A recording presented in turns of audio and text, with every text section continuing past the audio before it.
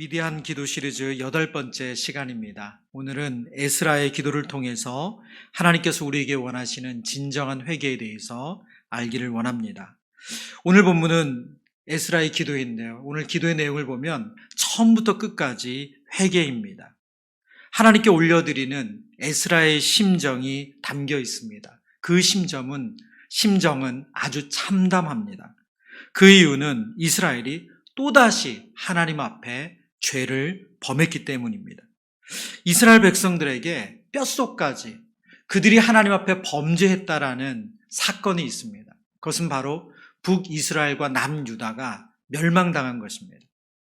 하나님께서 선지자들을 통해서 끊임없이 그들의 죄를 지적하시고 돌이키라고 말씀하셨는데 그들은 거짓 선지자들을 통해서 나라가 망하지 않는다고 말했고 많은 왕들은 그런 일은 생기지 않을 거라고 생각을 했습니다. 그리고 그들 스스로 그런 일이 생기지 않도록 애굽이나 다른 열방들을 의지해서 나라를 지키길 원했습니다. 그러나 북이스라엘이 주전 722년에 남유다가 주전 586년에 멸망을 당하고 맙니다. 하나님이 임재하신다고 상징하는 예루살렘 성전이 무너집니다. 돌 위에 돌이 남지 않은 그런 폐허가 됩니다. 그리고 남유다의 많은 사람들은 바벨론의 포로가 돼서 끌려갑니다. 이 사건은 그들이 하나님 앞에 철저하게 죄인임을 깨닫게 한 사건이었습니다. 그런 그들이 바벨론의 포로가 되어서 그들의 상황, 그들의 형편, 그들의 심정을 시편에 이렇게 노래하고 있습니다. 시편 137편 1절에서 9절, 좀 긴 구절인데요. 저와 한 절씩 좀 교독해 보겠습니다. 1절 말씀 제가 읽습니다. 우리가 바벨론의 여러 강변 거기에 앉아서 시온을 기억하며 울었도다. 그 중에 버드나무에 우리의 수금을 걸었나니 이는 우리를 사로잡은 자가 거기서 우리에게 노래를 청하며 우리를 황폐하게 한 자가 기쁨을 청하고 자기들을 위하여 시온의 노래 중 하나를 노래하라 함이로다. 우리가 이방 땅에서 어찌 여호와의 노래를 부를까? 예루살렘아, 내가 너를 잊을진데 내 오른손이 그 재주를 잊을지로다. 내가 예루살렘을 기억하지 아니하거나 내가 가장 즐거워하는 것보다 더 즐거워하지 아니할진데 내 혀가 내 입천장에 붙을지로다. 여호와여, 예루살렘이 멸망하던 날을 기억하시고 에돔 자손을 치소서. 그들의 말이 헐어버리라 그 기초까지 헐어버리라 하였나이다. 멸망할 딸 바벨로나, 내가 우리에게 한 대로 내게 갚는 자가 복이 있으리로다. 내 어린 것들을 바위에 메어치는 자는 복이 있으리로다. 아멘. 우리말에 한 맺힌다 이런 말이 있죠. 한 맺힌다. 특별히 우리 민족도 일제강점기 36년이라는 그런 핍박을 받고 살았기 때문에 그런 우리 안에 한 맺힘이 있습니다. 오늘 이 시편 137편은 이스라엘 백성들이 바벨론의 포로가 돼서 그 강변에 앉아서 노래를 부르는 거예요. 이 노래 가운데 이런 가사가 있죠. 지금 바벨론 사람들이 노예인, 종인 그들을 향해서 말한다는 거예요. 아, 너희 나라 노래 좀 불러봐. 그런 말을 한다는 거예요. 여러분, 포로가 되어서 노예가 되어서 그들에게 노래를 부르라고 하는 그 말을 들으면서 그들이 너무너무 큰 부끄러움과 수치를 느끼고 절망을 느끼죠. 우리가 어떻게 이 자리에서, 이 이방 땅에서 하나님을 노래합니까? 그들의 노래는 다 하나님 찬양인데. 그들의 비참한 현실을 오늘 이 시편 137편이 노래하고 있습니다.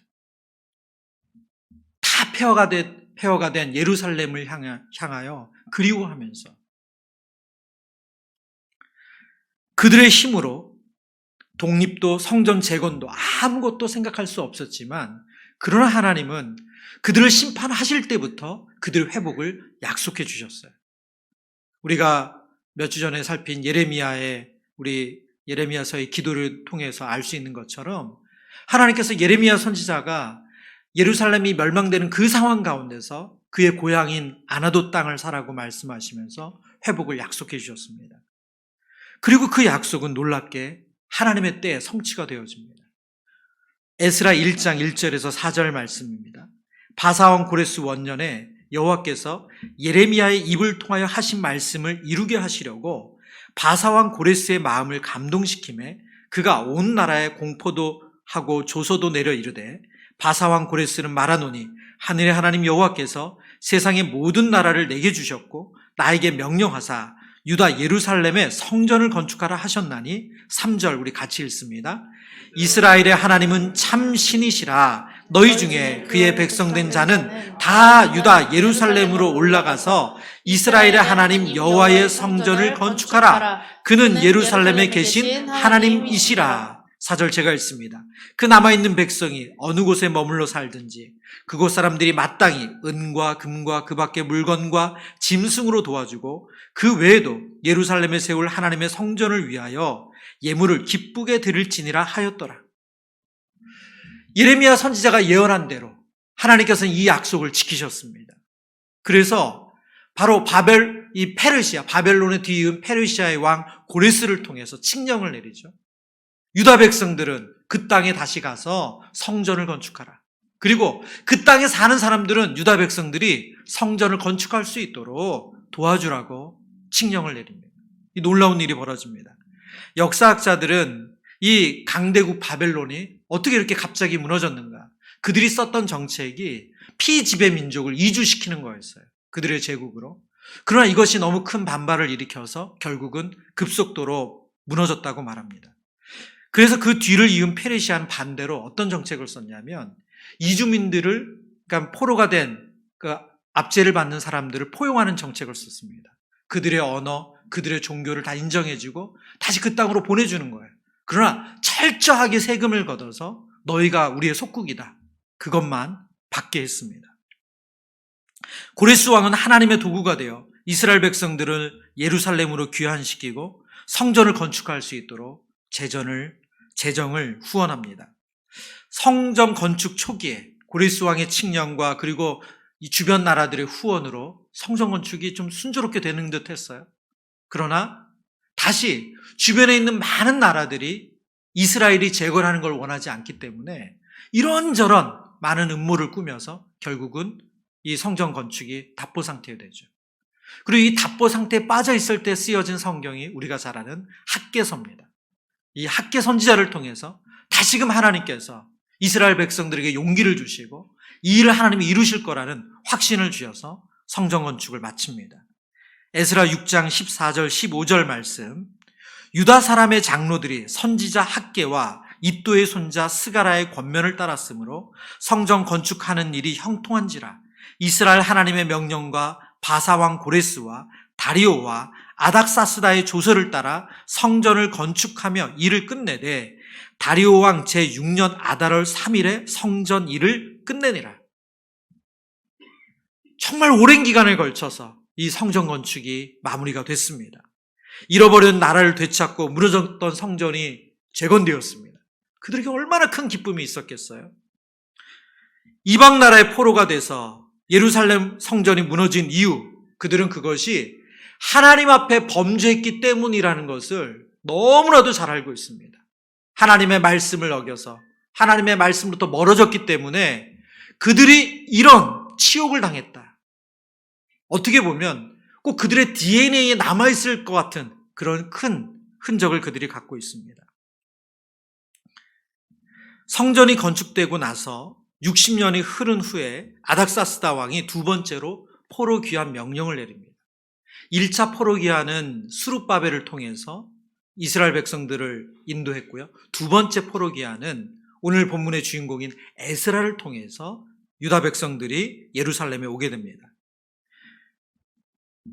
이 이도하는 기간을 보통 한 4개월로 보더라고요. 그러니까 그 상당히 많은 숫자가 움직이기 때문에 이 이동하는 것이 쉽지도 않고 또한 그 거리도 만만치가 않습니다. 4개월의 긴 여행을 마치고 그들이 예루살렘에 도착했습니다.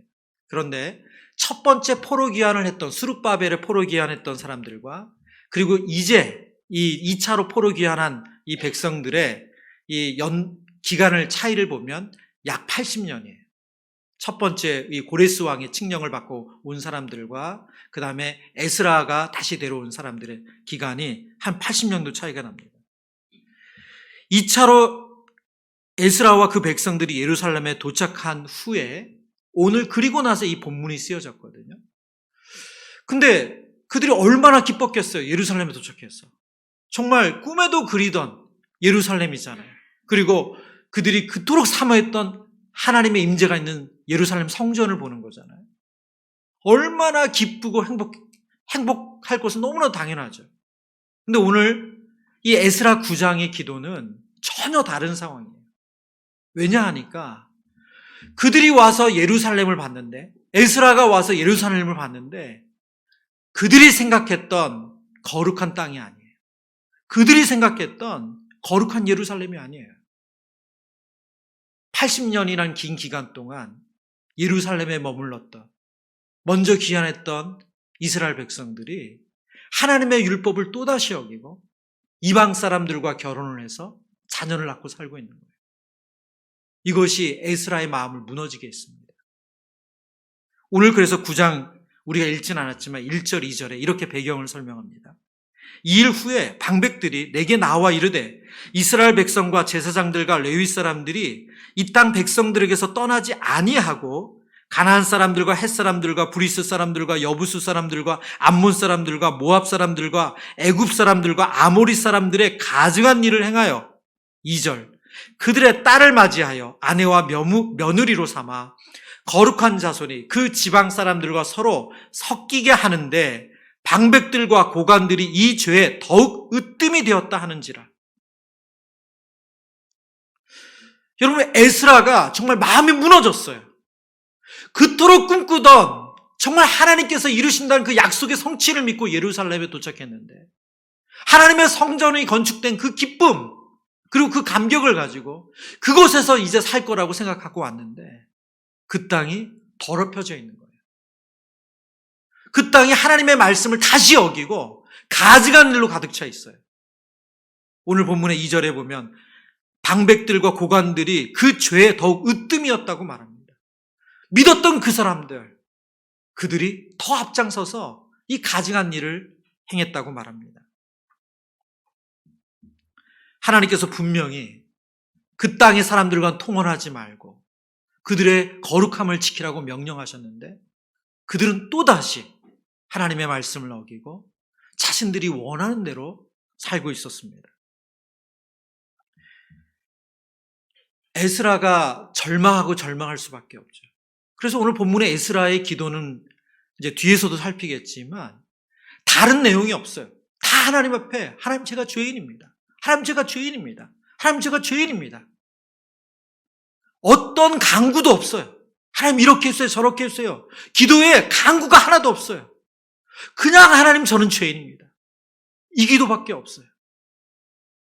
그러나 하나님께서 이 에스라의 기도를 통해서 이스라엘 백성들을 다시 거룩해 하시고 그들을 회복시키세요. 오늘 이 에스라의 기도 속에 진정한 회개가 무엇인지 우리에게 알려주고 있습니다. 그 첫 번째는 진정한 회개는 죄에 대한 철저한 인정과 고백이 담겨 있다는 것입니다. 제가 앞서도 설명드렸지만 이 에스라의 기도의 특이한 점, 간구가 없다는 거예요. 심지어 하나님께 용서를 구하는 간구도 없어요. 하나님께 긍휼을 구하는 간구도 없습니다. 처음부터 끝까지 하나님 저희가 죄를 지었습니다. 하나님 앞에 설 면목이 없습니다. 부끄럽습니다. 이 고백밖에 없어요. 에스라 9장 3절입니다. 내가 이 일을 듣고 속옷과 겉옷을 찢고 머리털과 수염을 뜯으며 기가 막혀 앉으니. 여러분 생각해 보세요. 그 민족이 70년이란 긴 시간을 압제를 당하고 살았습니다. 노예로 살았어요. 그리고 하나님께서 놀라운 정말 이거는 하나님이 하셨다고밖에 할 수 없는 그들이 힘으로 지금 예루살렘에 온 것도 아니고 그들이 외교 정책으로 예루살렘에 온 게 아니에요. 갑자기 이방 나라 왕이 다시 너희 본토로 돌아가서 성전을 건축하라고 하는 정말 하나님의 말씀이 예언이 그대로 성취된 이것밖에 해석이 안 되는 그런 은혜를 누리고 왔는데 너무나도 고대하고 왔는데 그 땅이 더럽혀져 있어요. 그래서 오늘 에스라는 기가 막힌 이 상황에 하나님 앞에 넋을 잃고 있습니다. 잠언 26장 11절 말씀에 이런 말씀이 있죠. 개가 그 토한 것을 도로 먹는 것 같이 미련한 자는 그 미련한 것을 거듭 행하느니라. 여러분, 이 말씀은 죄가 우리 안에 어떤 역할을 하는지를 너무 잘 알려줍니다. 그리고 죄인 된 우리의 모습이에요. 개가 그 토하는 것을 도로 먹는 것 같이 미련한 자는 그 미련한 것을 또 반복한대요. 오늘 이스라엘 백성들이 그렇습니다. 이렇게 큰 심판, 이렇게 큰 징계를 맞았는데 그들이 변한 게 없어요. 다시 제자리예요. 그래서 오늘 에스라가 이렇게 낙심할 수밖에 없습니다. 말 실수로 어려움 겪은 사람이 똑같은 실수를 안 해야 맞는데 똑같은 말 실수로 해서 어려움을 처합니다. 조급함으로 큰 어려움을 겪어도 그 성격 잘 못 고치고 또 조급해서 일을 그르치는 일이 많습니다. 하나님 없는 삶의 공허함으로 인해 인생의 밑바닥을 경험하고 나서도 좀 살만하면 우선순위가 바뀌는 것이 죄인된 우리의 모습입니다. 개가 그 토한 것을 도로 먹는 것 같이 미련한 자가 그 미련한 것을 반복합니다. 오늘 사실은 이것은 남유다 백성의 이야기고 이스라엘 백성들의 이야기지만 저희와 다른가요? 아니요. 저희와 다르지 않아요. 판박입니다. 판박. 제가 심지어 정말 우리 이전에도 한번 설교 시간에 그런 말씀 드린 적이 있어요. 건강이 회복되면 그것이 가장 선한 것이라고 생각했는데 정말 이 아플 때는 그 죄를 다 회개하고 내가 이제 하나님 중심으로 살겠다고, 내가 나쁜 짓 안 하겠다고 그렇게 다짐을 하셨던 분이 건강을 회복하고 나니까 언제 그랬냐는데, 그래서 심지어 그 배우자가 목사님 아플 때가 나았어요. 개가 그 토한 것을 도로 먹고 미련한 자는 미련한 것을 거듭 행합니다.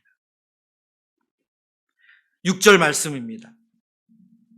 말하기를 나의 하나님이여 내가 부끄럽고 낯이 뜨거워서 감히 나의 하나님을 향하여 얼굴을 들지 못하오니 이는 우리의 죄악이 많아 정수리에 넘치고 우리의 허물이 커서 하늘에 미침이니이다. 에스라가 그들이 지금 이 땅의 상황을, 에스라가 본 그 이스라엘 백성의 상황을 지금 이렇게 고백하고 있습니다. 근데 이 본문을 보다 보면 자연스럽게 질문이 생겨요. 왜냐하면 지금 예루살렘 성전에서 죄를 지은 사람들은 1차 귀환한 사람들이에요. 에스라가 죄를 범한 것도 아니고 에스라와 같이 온 유다 백성들이 죄를 범한 것도 아니에요. 그런데 지금 에스라의 기도는 나의 하나님이여, 나의 하나님이여, 우리의 죄악이 많다고 말하고 우리의 허물이 크다고 말해요. 지금 이 예루살렘에 있는 백성들의 죄를 나의 죄라고 고백하고 우리의 죄라고 고백하고 있어요. 여러분, 이게 공동체 의식입니다. 우리가 하나님 앞에 이 땅을 놓고 기도하고 교회를 위해서 기도할 때 우리는 쏙 빼고 한국 교회를 논하거나 이 땅을 논하는 것은 맞지 않습니다. 여러분, 한국 사회가 정말 살기 좋은 사회입니까? 매년 연초가 되면 OECD 국가 행복지수 이런 거 발표하거든요. 우리나라는 그 발표에서 상위권인 적이 거의 없어요. 경제적으로는 10손가락 안에 들어간다고 말한 지가 조금 된 것 같은데 우리 스스로 이 땅은 살기 좋은 곳이 아니라고 말하고 있어요. 교회는 어떻습니까? 오늘 우리가 교회에 대해서 기도할 때마다 눈물이 안 나올 수가 없어요. 여러분, 그러면 우리는 쏙 빼놓고 우리는 괜찮습니까? 전혀 그렇지 않습니다. 오늘 본문 10절에서 12절 말씀 보겠습니다. 우리 하나님이여 이렇게 하신 후에도 우리가 주의 계명을 저버렸사오니 이제 무슨 말씀을 하오리이까? 지금 이 말씀은 무슨 뜻이냐면 지금 6절에서 7절에서 9절까지의 내용은 뭐냐면 이스라엘 백성들이 첫 번째 하나님 앞에 범죄했고 그래서 지금 그들이 바벨론의 포로가 되었고 포로된 중에도 하나님께서 놀라운 은혜를 베풀어서 그들을 다시 회복시키셨다. 지금 그 내용을 7절에서 9절의 내용이에요. 그 내용을 지금 에스라가 하나님 앞에 고백한 이후에 10절에 이렇게 시작하는 거예요. 우리 하나님이여 이렇게 하신 후에도 우리가 주의 계명을 저버렸사오니 이제 무슨 말씀을 하오리까? 11절 전에 주께서 주의 종 선지자들에게 명령하여 이르시되 너희가 가서 얻으려 하는 땅은 더러운 땅이니 이는 이방 백성들이 더럽고 가증한 일을 행하여 이 끝에서 저 끝까지 그 더러움으로 채웠음이라. 12절 그런즉 너희 여자들을 그들의 아들들에게 주지 말고 그들의 딸들을 너희 아들들을 위하여 데려오지 말며 그들을 위하여 평화와 행복을 영원히 구하지 말라. 그리하면 너희가 왕성하여 그 땅의 아름다운 것을 먹으며 그 땅을 자손에게 물려주어 영원한 유산으로 물려주게 되리라 하셨나이다. 지금 에스라 선지자는 하나님 앞에 하나님 정말 하나님께서 이렇게까지 도우셨는데 저희가 또다시 그 반복된 죄를 지었습니다. 이제 하나님께 드릴 말씀이 없습니다. 그러면서 그들의 죄를 구체적으로 언급하고 있습니다. 제가 읽어드린 11절, 12절의 내용을 보면 이방 백성들이 더럽고 가증한 일을 행했기에 너희 여자들을 그들의 아들들에게 주지 말고 그들의 딸들을 너희 아들들을 위하여 데려오지 말라.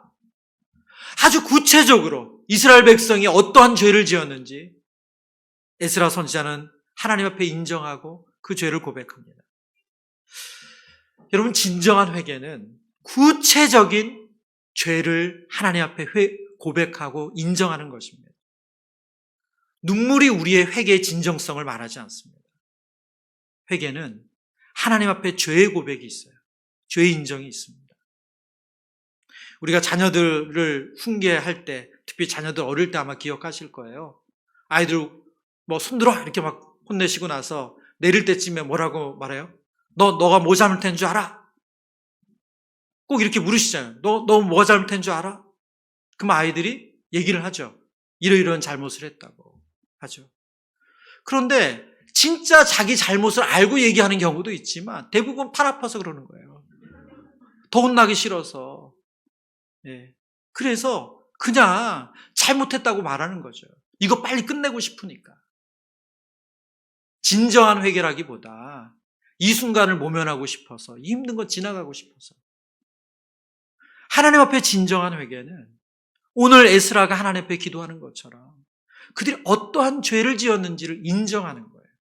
고백하는 겁니다. 오늘 이 밤에 우리가 하나님 앞에 기도할 때 그런 은혜가 있기를 원합니다.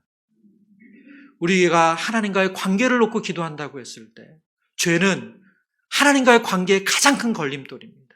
하나님, 오늘 이 밤에 우리가 기도할 때 우리가 하나님 앞에 죄를 고백할 것, 인정할 것이 무엇인지 깨닫게 해달라고 은혜를 구하길 바랍니다. 두 번째, 에스라의 기도는 진정한 기도를 알려줄 때 다시 하나님 앞에 서는 것임을 알려주고 있습니다. 15절의 말씀입니다. 우리 같이 읽겠습니다. 이스라엘의 하나님 여호와여 주는 의로우시니 우리가 남아 피한 것이 오늘날과 같사옵거늘 도리어 주께 범죄하였사오니 이로 말미암아 주 앞에 한 사람도 감히 서지 못하겠나이다 하니라. 아멘. 앞에서도 말씀드린 것처럼 에스라의 기도에는 강구가 없습니다. 용서해 주세요. 불쌍히 여겨 주세요. 하나님 이번만 봐주세요. 이런 강구가 없어요. 오로지 잘못했다는 내용입니다. 근데 오늘 이 기도의 결론이거든요. 15절은. 이 기도의 결론에 뭐라고 기도하냐면 이스라엘 하나님 여호와여 주는 의로우시니 우리가 남아 피한 것이 오늘과 같사옵거늘 도리어 주께 범죄하였사오니 이로 말미암아 주 앞에 한 사람도 감히 서지 못하겠나이다 하니라. 여러분 15절의 말씀을 유진 피터슨 목사님이 의역을 했는데 이렇게 번역을 했어요. 주님은 이스라엘의 의로운 하나님이시고 지금 우리는 겨우 목숨을 건진 한 줌의 무리일 뿐입니다. 여기 숨을 데 없이 서 있는 우리를 보십시오. 주 앞에서 우리는 죄인입니다. 우리 가운데 누구도 살아남을 수 없습니다. 에스라의 기도는 시종일관 하나님 앞에 죄를 지었다고 고백하고 있습니다. 그런데 오늘 유진 피터스 목사님이 그 중간에 어떤 내용을 넣었냐면 이것은 이 본문이 포함하고 있는 의미이기 때문에 그렇습니다. 여기 숨을 데 없이 서 있는 우리를 보십시오. 지금 죄인된 이스라엘 백성들이 하나님 앞에 서 있다고 말하고 있어요. 오늘 15절에 제가 아까 강조한 표현인데 15절 본문에 보면 주 앞에라는 단어가 있습니다. 이 앞에라는 단어는 얼굴과 같은 단어예요. 얼굴 말할 때. 지금 하나님의 얼굴 앞에 있다는 거예요. 그래서 월터 브루그라는 신학자가 이 문장을 이렇게 번역했습니다. 우리는 우리가 얼굴을 마주하지 못할 당신 앞에 있습니다. 우리는 우리가 얼굴을 맞이하지 못할 당신 앞에 있습니다. 자신들의 죄를 생각하면 하나님 얼굴을 볼 수가 없어요. 면목이 없어요. 그런데 지금 하나님 앞에 있대요. 여러분, 이것이 진정한 회개예요. 우리가 죄인인 걸 알고서 그리고 면목이 없지만 하나님 앞에 다시 서는 것이 회개입니다. 왜 그럴까요? 여러분, 회개라는 것은 뉘우치고 후회하고 반성하는 게 아니에요. 회개는 하나님께 돌이키는 거예요. 잘못을 깨달았으면 다시 하나님 앞에 서는 거예요.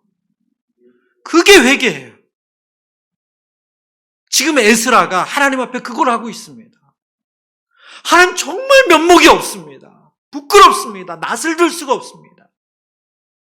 그럼에도 하나님 앞에 다시 섭니다. 이것이 가장 간절한 간구이고 가장 간절한 긍휼을 구하는 기도예요. 하나님 면목이 없는데 하나님 앞에 다시 섰습니다.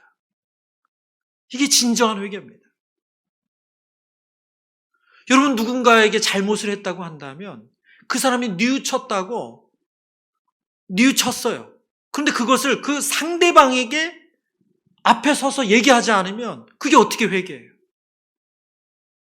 영적으로 회개에서 가장 중요한 것은 하나님 앞에 다시 서는 거예요. 우리는 우리가 얼굴을 마주하지 못할 당신 앞에 있습니다. 하나님 앞에 나아갈 자격이 없지만 그럼에도 불구하고 하나님 앞에 섭니다. 여러분, 이것을 보여주는 말씀이 누가복음 15장이죠. 누가복음 15장 18절에서 20절 말씀 우리 같이 읽어볼까요? 내가 일어나 아버지께로 가서 이르기를 아버지가 내가 하늘의 아버지께 죄를 지었사오니 지금부터는 아버지의 아들이라 일컬음을 감당하지 못하겠나이다. 나를 품꾼의 하나로 보소서 하리라 하고 이에 일어나서 아버지께로 돌아가니라. 아직도 거리가 먼데 아버지가 그를 보고 측은히 여겨 달려가 목을 안고 입을 맞추니 아멘. 아멘. 우리에게 잘 알려진 탕자의 비유죠. 여러분, 이 탕자의 비유에서 이 둘째 아들이 회개했어요. 근데 이 회개의 핵심이 뭡니까? 둘째 아들이 아버지에게, 살아있는 아버지에게 유산 달라고 하는 거고 아버지 죽었다고 말하는 거거든요. 이런 불효막심한 일을 해놓고 외국 가서 허랑방탕하게 그 돈 다 썼어요. 그리고 쥐엄 열매, 정말 그 돼지나 먹는 쥐엄 열매 그것도 주는 이가 없어서 배 쫄쫄 굶다가 내가 잘못 살았구나. 내가 잘못했구나. 그거 반성하고 그 외국 땅에 머물러 있다면 그게 어떻게 회개예요? 그 아들이 어떻게 했어요? 오늘 보면 말씀 그대로죠. 내가 일어나 아버지께 가서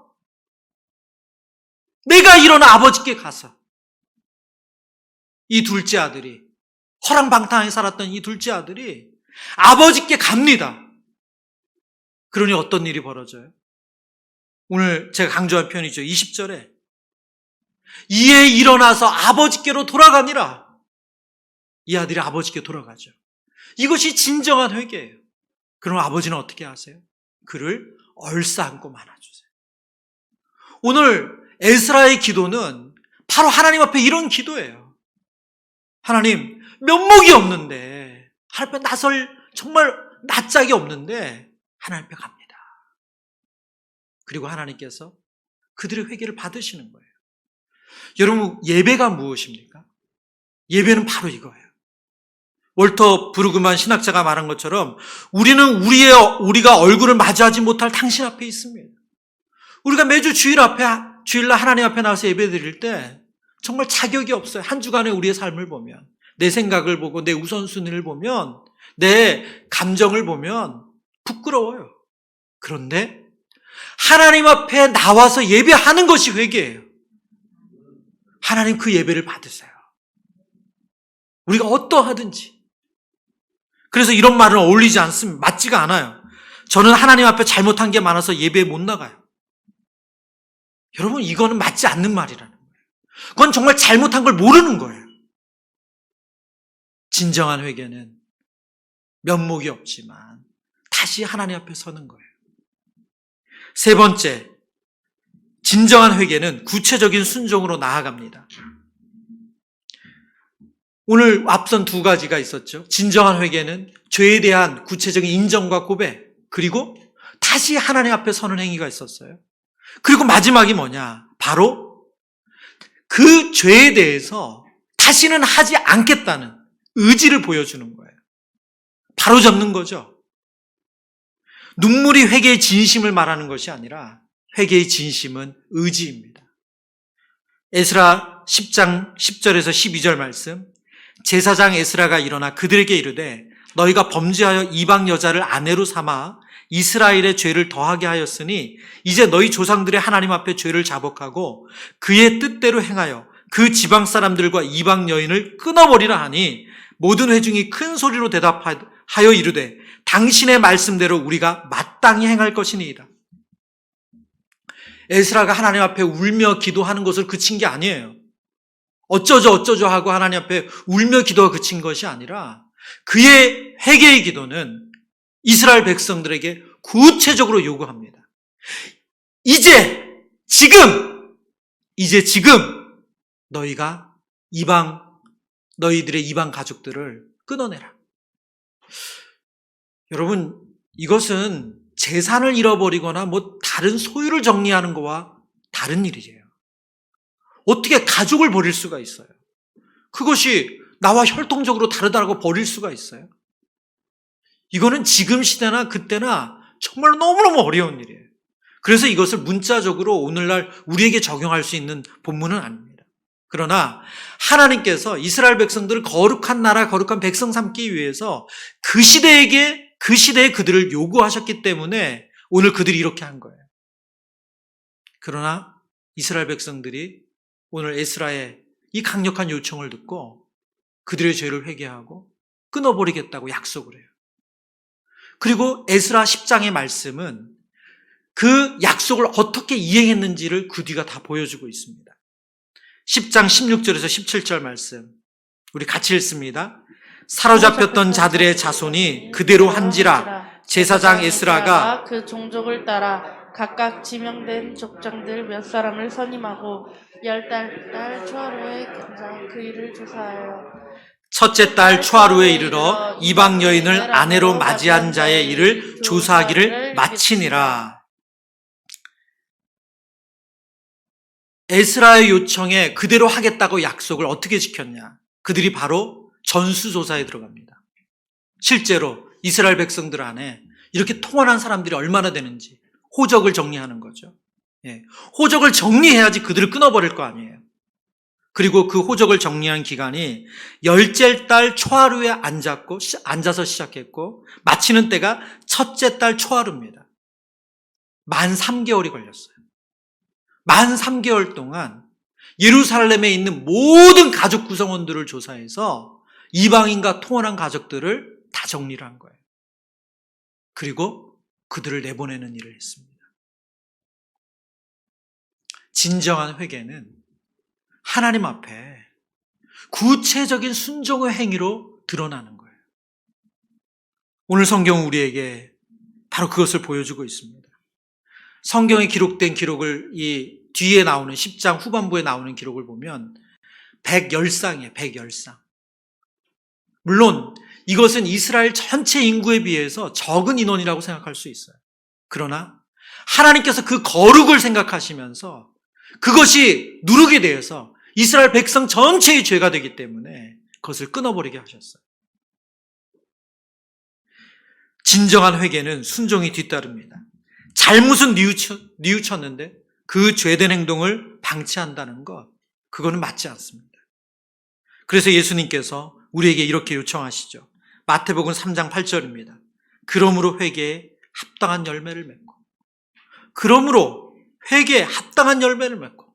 회개한다는 것은 합당한 순종, 합당한 회개 열매가 따르는 것임을 말씀해 주고 있습니다. 말씀을 정리합니다. 오늘 에스라의 기도는 좀 무겁습니다.